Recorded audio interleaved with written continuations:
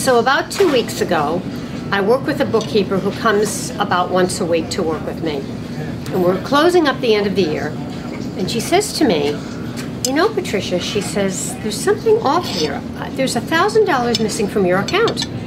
And I've looked and I've looked. I said, okay, let's call the main number of this big bank. I'm not going to mention the bank. So we call the phone number of the big bank. Get on the phone with the person, go through all the passwords and everything. And she says, you know, she says, you're right, it's not there. So I then call the branch, which is the bank that I deal with. And I talked to someone who's about closing, and he says, well, you know, why didn't you call us first? And I said, well, I called the other number, and there was a case number. He said, well, I tell you what, he said, the branch manager's coming in tomorrow morning at 9 o'clock. He said, and so we will look at this. He said, we'll take care of it. And I said, well, I have to leave because I do a radio show in the morning. I have to leave, but try to call me before 9 o'clock. Well, it's 9 o'clock. I have to get to the station. So I run to the bank very quickly. And luckily, I have the deposit slip and I have the check in question. And I walk in and they motion me over, two of the tellers, and I said, I can't, I've really got to go. She says, well, she's kind of yelling, she says, we found it, we found the mistake, we redeposited the money in your account. So I walked over to her and I whispered and I said, listen, you must tell the branch manager. In very quiet terms, I said, you must tell her that she has to refund all the charges because I went into my credit line during this time. Okay, I'll tell her. All right?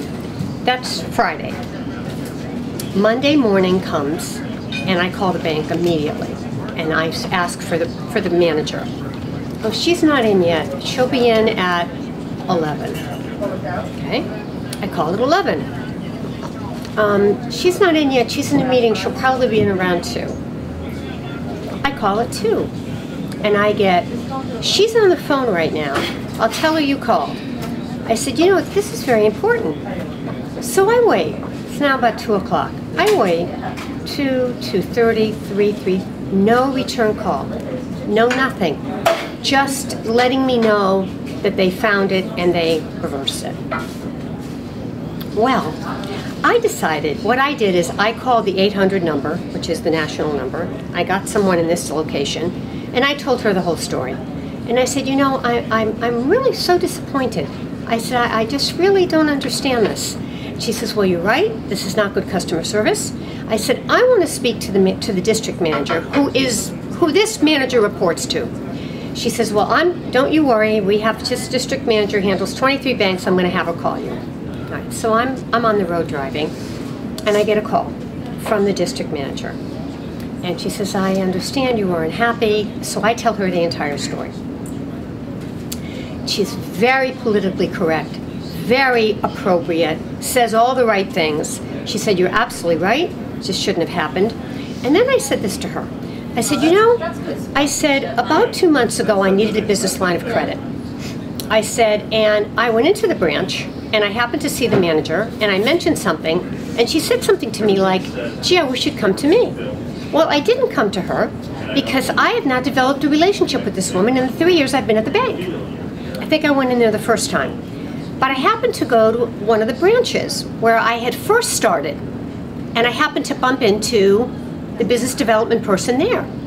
And it was so nice to see her. We started talking, and I said, you know, I'd really love to get a business line of credit, and she handled it for me. So I said to this district manager, I said, I want to tell you something. I said, not only was it incorrect for her not to call me back, I said, but you actually lost business at that branch. I said, because I wouldn't have gone to that other branch. I happened to be there. I was in that town. I went in, I deposited money. I happened to see her. I would have gone right to the branch manager where I live. But she had never reached out to me in these years. Oh, she said, you're absolutely right. She says, well, I tell you what. And I said, and I want to tell you one other thing. I said, I told all of my friends and my colleagues about this. I said, you know what they said to me? Oh, Patricia, that's the way banking is. That's it. That's the way it is. And I said to her, I said, there's either something wrong with me or I've got to lower my bar of expectation. And she said to me, oh no, she says, that's not the way it should be. It really shouldn't be. She says, I will have, the branch manager will be calling you. Fine.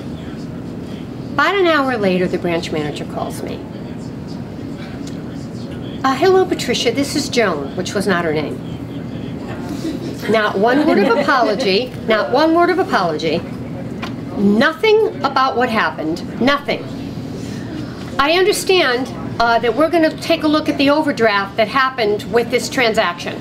That we will definitely credit you for the overdraft. And she goes right into, right into whatever you call number mode.